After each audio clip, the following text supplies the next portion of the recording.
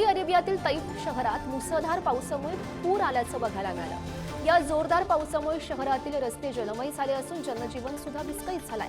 अनेक ठिकाणी पाणी साचल्यानं वाहतुकीवर सुद्धा परिणाम झाला। प्रशासनाकडून नागरिकांना सतर्क राहण्याचं आणि सुरक्षित स्थळी आश्रय घेण्याचं आवाहनही करण्यात आलंय। परिस्थिती नियंत्रणात आणण्याचे सध्या प्रयत्न सुरू आहेत आणि पुराच्या पाण्यामुळे मालमत्तेचं सुद्धा मोठं नुकसान झालंय। डोमिनिकन रिपब्लिकची राजधानी सॅन्टो डोमिंगो येथे नाईट क्लबचा छत कोसळून 98 जणांचा मृत्यू झाला। 150हून अधिक लोक यामध्ये जखमी आहेत। लोकप्रिय गायक रुबी पेरेस यांचा संगीत कार्यक्रम सुरू असताना ही घटना घडली आहे। या घटनेत मृत्युमुखी पडलेल्यांमध्ये रुबी पेरेस यांच्यासह मोंटे क्रिस्टीचे गव्हर्नर नेल्सी क्रूज यांचाही समावेश दिसतोय। घटनास्थळी सध्या बचाव कार्य सुरू आहे आणि ढिगाऱ्याखालून लोकांना बाहेर काढण्याचे प्रयत्न सुरू आहेत। तर डोमिनिकन रिपब्लिकचे अध्यक्ष लुईस अबिनाडर यांनी या अपघाताबद्दल दुःख व्यक्त केलं। बांगलादेशनंतर आता पाकिस्तानमध्ये आंतरराष्ट्रीय उत्पादकांच्या दुकानावर हल्ले करण्यात आले। कराचीत जमावानं डीएचमध्ये केएफसी रेस्टॉरंटची तोडफोड केली। 40 नागरिकांकडून हा हल्ला करण्यात आला। हल्लेखोरांनी गाझामधील अमेरिका आणि इस्रायलच्या धोरणांचा निषेध व्यक्त करत हा हल्ला केलाय।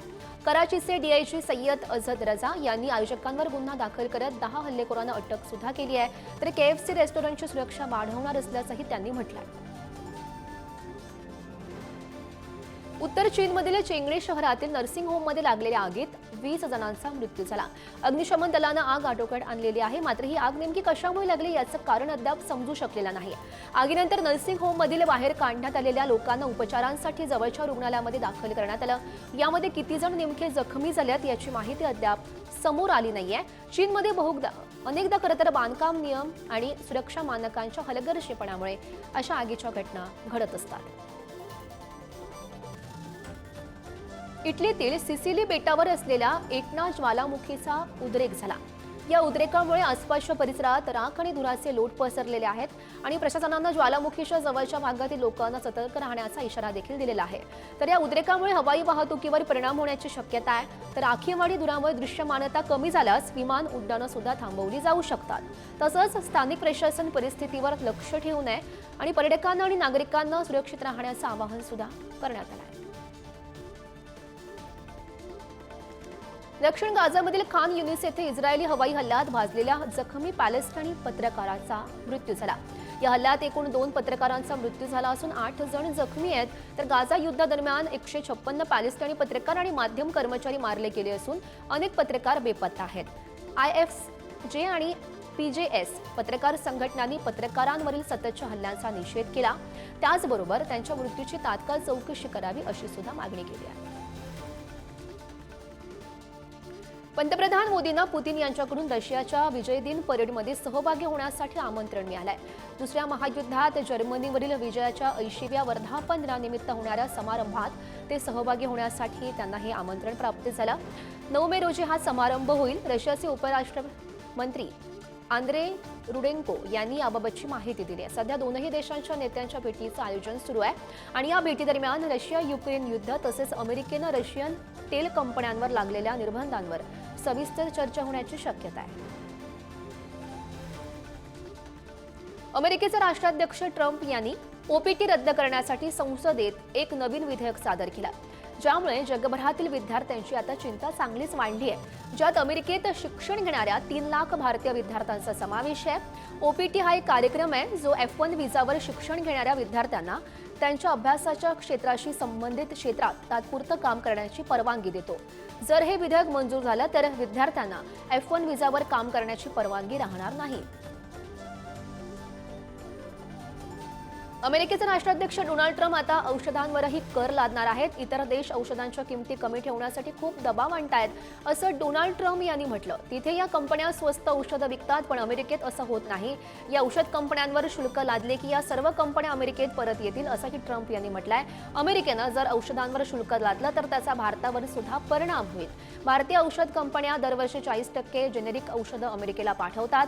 अमेरिकेत बहुतेक स्वस्त जेनेरिक औषधं भारत आणि चीनमधून येतात, त्यामुळे याचा परिणाम अमेरिकन लोकांवरही होताना बघायला मिळेल। अमेरिकेचे राष्ट्राध्यक्ष डोनाल्ड ट्रम्प यांनी चीनवर 104% आयात शुल्क लादण्याची घोषणा केली। यावर आता चीनच्या पंतप्रधानांनी प्रतिक्रिया दिलेली आहे। डोनाल्ड ट्रम्प यांनी अतिरिक्त आयात शुल्क लादलं तर चीन 2025 मध्ये जगातील दुसऱ्या क्रमांकाच्या अर्थव्यवस्थेचा भाग असेल, असा आशावाद चीनी पंतप्रधान ली केकियांग यांनी व्यक्त केला। डोनाल्ड ट्रम्प यांच्या टॅरिफ धोरणामुळे जगभरातील अनेक देशांना खरंतर मोठ्या प्रमाणात आर्थिक फटका बसत असल्याचं बघायला मिळत आहे।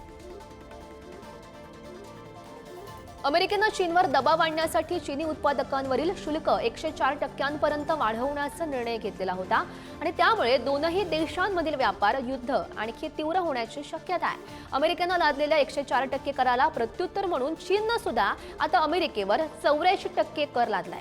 हे दर उद्यापासून लागू होतील आणि यापूर्वी चीननं अमेरिकन वस्तूंवर 34% कर लादलेला होता, जो आता 50% वाढवलाय।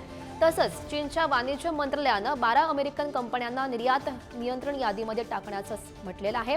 यापूर्वी 6 कंपन्यांचा या यादीत समावेश होता। 16 वर्षांखालील मुलांना आता पालकांची परवानगी नसल्यास इंस्टाग्रामवर लाईव्ह स्ट्रीम करता येणार नाहीये। तसंच नग्नतेशी संबंधित कंटेंट त्यांना पाहता किंवा पाठवता सुद्धा येणार नाही। फेसबुक, इंस्टाग्रामची कंपनी असलेल्या मेटानं 18 वर्षांखालील वापरकर्त्यांची सुरक्षितता अधिक भक्कम करण्याच्या हेतूनं हा महत्त्वाचा बदल केला। सध्या अमेरिका, ब्रिटन, कॅनडा आणि ऑस्ट्रेलियामध्ये हे बदल लागू करण्यात आलेले आहेत, तर काही महिन्यात हे नियम जगभरात अंमलात केले जातील। माता मृत्यू दरात नायजेरियानंतर भारत जगात दुसऱ्या क्रमांकावर आहे। भारतात दररोज 52 मातांचे मृत्यू होत आहेत, जे नायजेरियानंतर जगात सर्वाधिक दिसतंय। UN रिपोर्टची आकडेवारी सध्या ही सांगते, ज्या रिपोर्टमध्ये 23 वर्षात माता मृत्यू दर 78% घसरल्याचंही नमूद करण्यात आलंय। जगातील एकूण माता मृत्यूंपैकी 7.2% भारत आणि आफ्रिकेतील काँगोमध्ये होतात। पाकिस्तानमध्ये 4.1% मातांचे मृत्यू होतात। तसंच या 3 देशांमध्ये माता मृत्यूंची संख्या 11,000पेक्षा जास्त दिसते।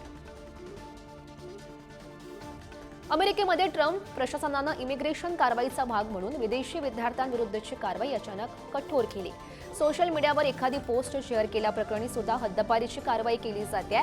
जर विद्यापीठातील काही कार्यक्रमांमध्ये सहभागी झाल्याप्रकरणी अनेक विद्यार्थ्यांचे व्हिसा रद्द करण्यात आलेले आहेत, ज्यात अनेक भारतीय विद्यार्थ्यांचा देखील समावेश आहे। त्यामुळे विद्यार्थ्यांच्या भविष्याविषयी चिंता आता चांगलीच वाढली आहे। भारतानं फ्रान्सकडून 26 राफेल सागरी लढाऊ विमानं खरेदी करण्याच्या कराराला आता मान्यता दिल्याचं समजतंय। 63,000 कोटी रुपयांपेक्षा जास्त किमतीच्या या करारावर लवकरच स्वाक्षरी होण्याची शक्यता आहे। या कराराअंतर्गत भारतीय नौदलाला फ्रान्सकडून 22 सिंगल सीटर आणि 4 डबल सीटर विमानं मिळतील आणि ही विमानं प्रामुख्यानं स्वदेशी बनावटीची विमानवाहू युद्धनौका INS विक्रांतवर तैनात केली जातील। त्यामुळे भारताला हिंद महासागर क्षेत्रातील चीनी हालचालींवर लक्ष ठेवणं आता अधिक सोपं होईल। भारतीय विमान कंपनी इंडिगो एअरलाइन्सनं जगातील सर्वात मूल्यवान एअरलाइन बनण्याचा मान पटकावलाय। बाजार भांडवलाच्या बाबतीत अमेरिकेच्या डेल्टा एअरलाइन्सच्या इंडिगोनं त्याला मागे टाकलं। इंडिगोच्या शेअरनं 5,262.5 रुपयांचा उच्चांक गाठला आणि कंपनीचं बाजार मूल्य $23.24 बिलियन वर पोहोचलं। जगातील टॉप 10 एअरलाइन्समध्ये स्थान मिळवणारी इंडिगो ही एकमेव भारतीय कंपनी ठरली आहे। दर आठवड्याला 15,768 फ्लाईट चालवणाऱ्या इंडिगोनं मागील वर्षीच्या तुलनेत 12.7% आता वाढ नोंदवली आहे। जगातील सर्वात विशाल इको फ्रेंडली कंटेनर शिपचं केरळमध्ये जल्लोषात स्वागत झालं। MSC तुर्की तिरुअनंतपुरममधील विंझिझम आंतरराष्ट्रीय बंदरावर हे जहाज दाखल झालंय। या जहाजाची क्षमता सुमारे 24,346 फूट समतुल्य युनिट्स इतकी आहे, ज्यामुळे ते आजवर बांधलेल्या सर्वात मोठ्या कंटेनर जहाजांपैकी एक ठरलंय। दक्षिण आशियामधल्या बंदरावर पहिल्यांदाच इतकं मोठं जहाज थांबलेलं होतं। विंझिझम आंतरराष्ट्रीय बंदर अदानी पोर्ट्स आणि SEZ लिमिटेडद्वारे चालवलं जातं। हे भारतातील पहिलं मेगा ट्रान्सशिपमेंट कंटेनर टर्मिनल ठरलेलं आहे। उत्तराखंडमधील चारधाम यात्रा 30 एप्रिलपासून सुरू होईल। केदारनाथ धामची दारं 2 मे रोजी उघडली जातील। त्यासाठी 8 एप्रिलपासून हेलिकॉप्टर बुकिंग सेवा सुरू झाली आहे, परंतु 5 मिनिटात 35,000 तिकीटं बुक झालेली आहेत आणि प्रशासनानं एवढी तिकीटं संपूर्ण महिन्याभरासाठी उपलब्ध करून दिलेली होती। एकाच दिवसात एवढी तिकीटं बुक होण्याची ही पहिलीच वेळ ठरली आहे। राज्य सरकारनं पहिल्यांदा हेलिकॉप्टर सेवा बुकिंग करण्यासाठी IRCTCकडे ही जबाबदारी दिल्याचं बघायला मिळालं। कर्नाटकमधील यादगीर जिल्ह्यातील जालिबेची गावात अचानक आलेल्या जोरदार वादळानं प्रचंड कहर केला। या जोरदार वाऱ्यामुळे मुख्य वीज तारा तुटल्यानं मोठा शॉर्ट सर्किट झाल्याचं बघायला मिळालं आणि या घटनेनं 100हून अधिक घरांमध्ये टीव्ही, रेफ्रिजरेटर, पंखे यांसारखे इलेक्ट्रॉनिक उपकरणांचं मोठं नुकसान झालंय। घटनेचे अनेक व्हिडिओ सध्या व्हायरल होत आहेत, ज्यामध्ये विजेच्या खांबातून ठिणग्या निघताना बघायला मिळत आहेत। गावकऱ्यांनी मल्लिकार्जुन मंदिराजवळील एका जुन्या ट्रान्सफॉर्मरच्या खांबापासून शॉर्ट सर्किट सुरू झाल्याचं सांगितलं। तर उत्तर प्रदेशच्या लखनौमधील प्रसिद्ध चंद्रिका देवी मंदिराच्या परिसरात भाविकांना मारहाण करण्यात आल्याचं समजतंय। प्रसाद खरेदी करण्यास नकार दिल्यानं तेथील दुकानदारांनी भाविकांना चामडी पट्टा आणि लाथाबुक्क्यांनी अक्षरशः मारहाण केली। यात महिलांना सुद्धा ही मारहाण झाली आहे। सीसीटीव्हीच्या फुटेजच्या आधारे पोलिसांनी मारहाण करणाऱ्या दुकानदारांवर गुन्हा दाखल केलाय। तर या मारहाणीचा व्हिडिओ सोशल मीडियावर मोठ्या प्रमाणात व्हायरल सुद्धा होतोय। प्रयागराजमध्ये दुरांतो एक्सप्रेसच्या टीटी आणि ट्रेन मॅनेजरमध्ये हाणामारीची घटना घडली। स्लीपर कोच तिकीट तपासणी दरम्यान हा वाद झाला, ज्याचं रूपांतर हाणामारीत झालं।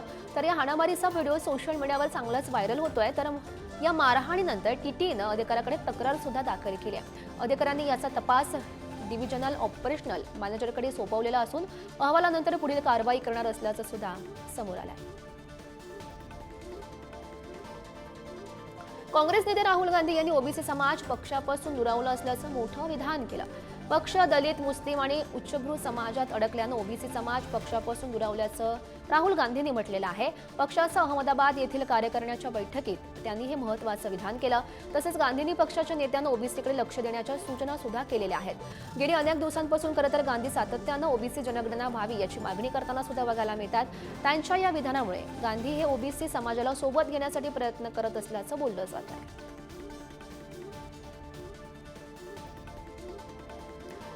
तमिळनाडूमध्ये यापुढे राज्यपाल हे सरकारतर्फे चालवल्या जाणाऱ्या विद्यापीठाचे कुलपती नसणार आहेत। सत्ताधारी द्रमुकचे नेते पी विल्सन यांनी याबाबतची महत्त्वाची माहिती दिली।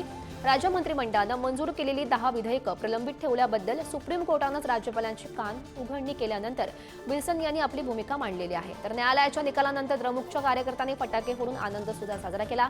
तसंच राज्याचे मुख्यमंत्री एम के स्टॅलिन आणि पक्षातील इतर नेत्यांनी राज्यपालांवर जोरदार टीका केली।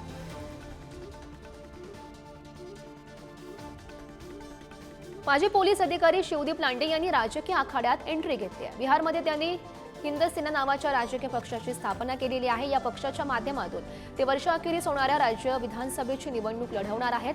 तर मूळचे महाराष्ट्रातील अकोल्यातील रहिवासी असलेल्या लांडे यांनी गतवर्षी स्वेच्छानिवृत्ती घेतलेली होती आणि यावेळी आपण बिहार सोडून जाणार नाही अशी घोषणा त्यांनी केलेली होती।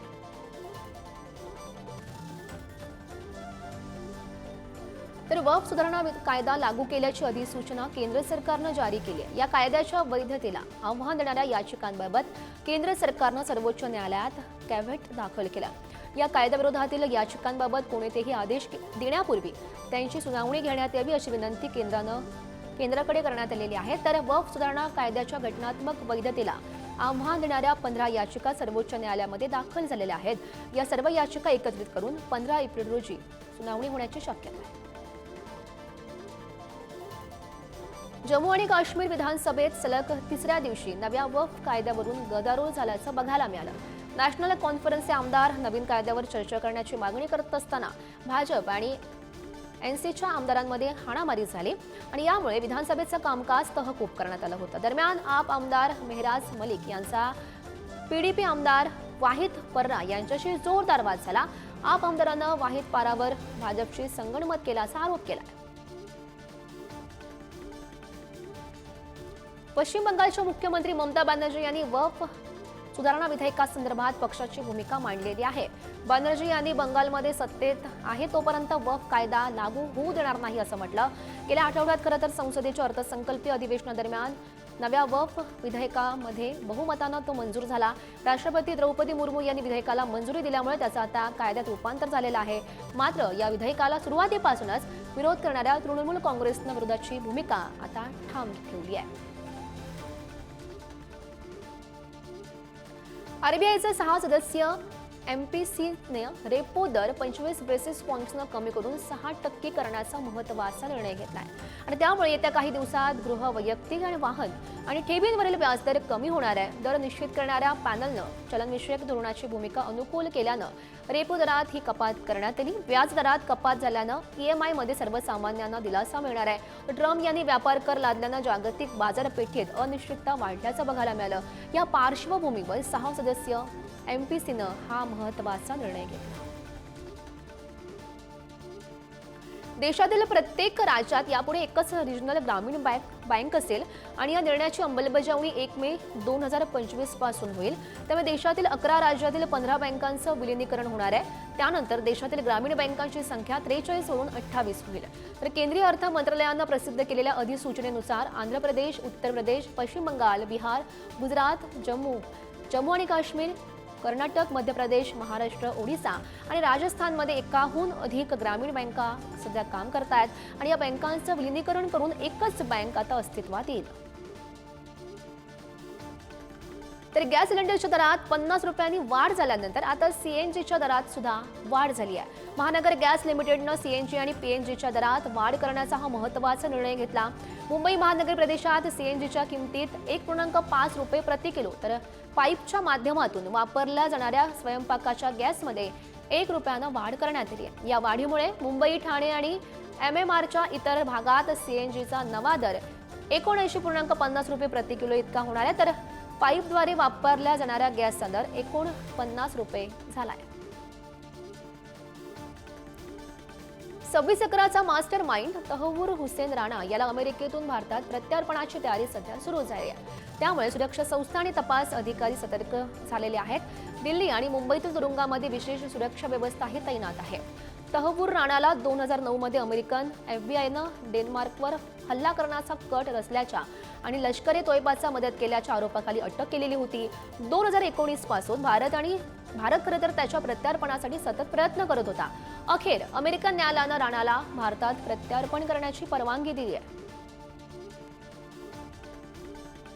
तर केरळच्या मदरशामध्ये शिक्षक असलेल्या एका व्यक्तीला 187 वर्षांची शिक्षा सुनावण्यात आली. कोरोना काळात अल्पवयीन मुलीवर वारंवार लैंगिक अत्याचार केल्याप्रकरणी ही शिक्षा त्याला सुनावण्यात आली आहे. कन्नूर जिल्ह्यातील तालीपरंबा सत्र न्यायालयात हा निकाल देण्यात आला आणि याच दरम्यान पोक्सो कायद्याअंतर्गत ही शिक्षा सुनावण्यात आली आहे. पोलिसांनी दिलेल्या माहितीनुसार आरोपीनं 2020 ते 2021 या काळात अल्पवयीन मुलीवर लैंगिक अत्याचार केलेला होता.